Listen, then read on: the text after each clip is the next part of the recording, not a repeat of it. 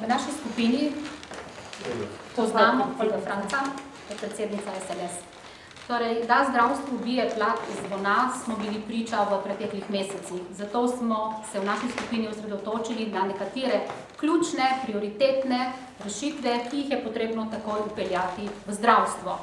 Prva taka rešitev je upeljava solidarnosti na področju plačevanja prispevkov in tudi ostalih premij za zagotavljanje socialne varnosti.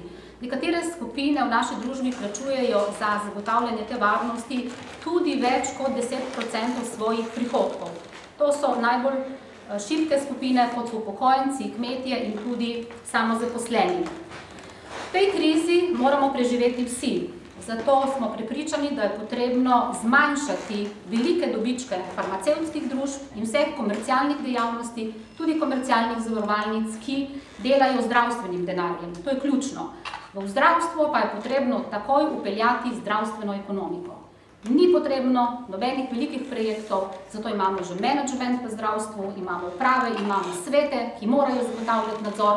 In ekonomika v zdravstvu se mora poznati in iz te ekonomike lahko takoj privrčujemo 10%.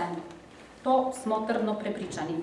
Seveda je potrebno ob tem izgnati iz zdravstva vse lobije, klientelizem in korupcijo, ki je vgrajena v pore naročanja zdravil, medicinsko-tehničnih pripomočkov, razne druge nabave in tudi ponekod v preskakovanje čakalnih vrst in seveda v prizadetje tistih, ki niso pravočasno oskrbljeni z tem.